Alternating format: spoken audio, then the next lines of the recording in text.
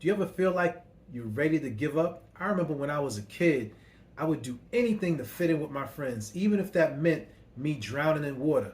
This week on The Thinking Effect. Stay tuned.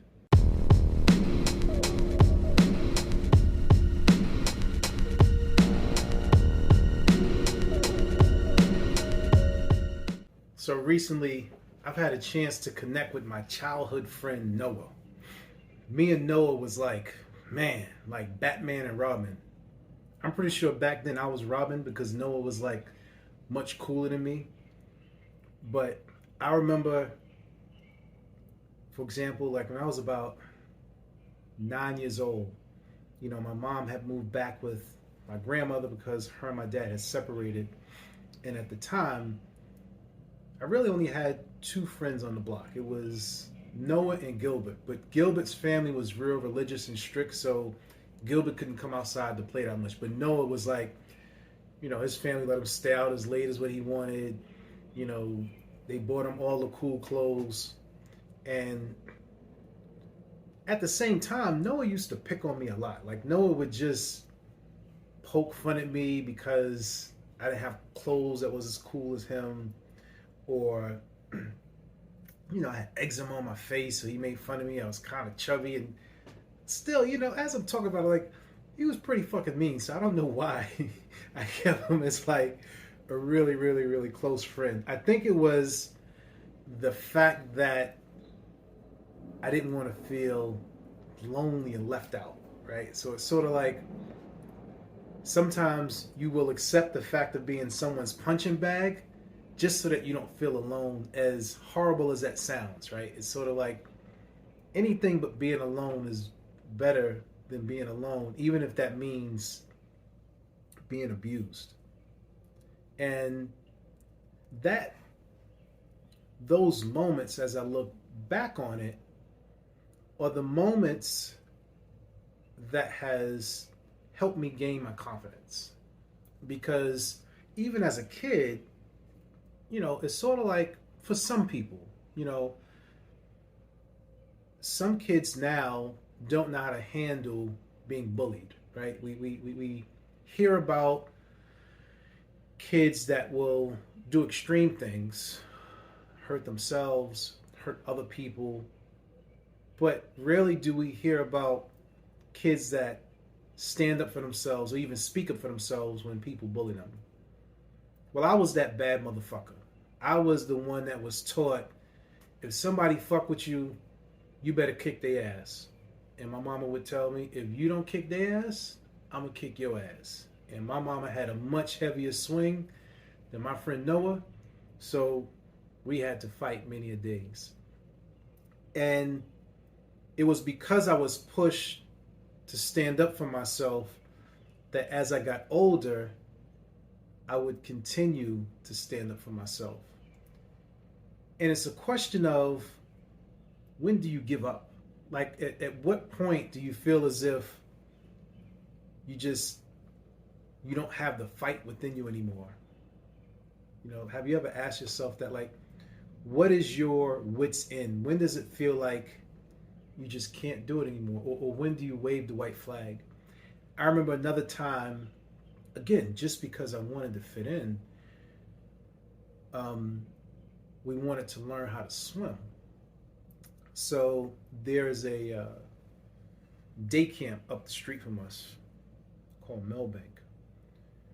And, you could go there for free as long as your parents would sign some sort of parental form or something like that. And they had free swimming lessons. Mind you, I had never swam before in my life. But I was petrified.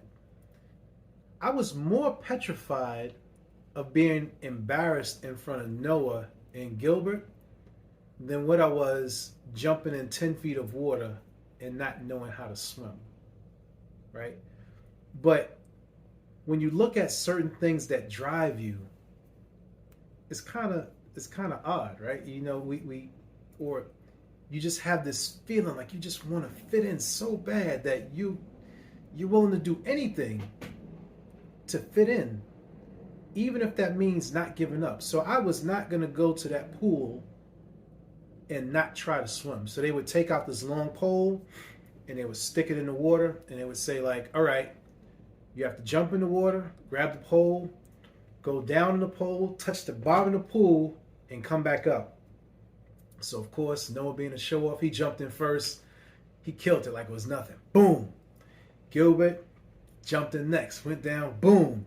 It was my turn. Now my heart, I have a mic attached to my chest. So I'm not gonna bang it, but my heart is beating like a drum. Like it felt like my heart was literally about to bust out my chest.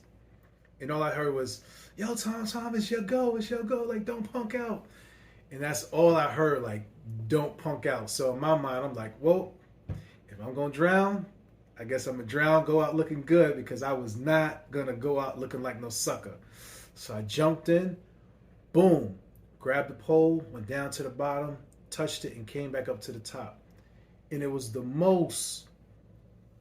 one of the most powerful feelings in the world that I could remember as a kid, just facing a fear. Like I didn't want to give up in the eyes of others. And then as I think back about it deeper, it was sort of like, I ain't want to be a punk to myself. It's sort of like, if they can do it, like they ain't no stronger than you, they ain't no smarter than you. None of us really knew how to swim. They were just courageous enough to jump in the water and not give up. Because once you jump in the water and you go under, how are you giving up underwater? If you give up underwater, that's basically you just opening up your mouth and swallowing water, and you're basically going to drown.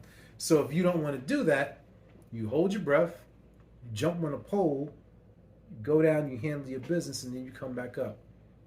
So again, what was that time in life to where you felt as if you wanted to give up, but you didn't give up?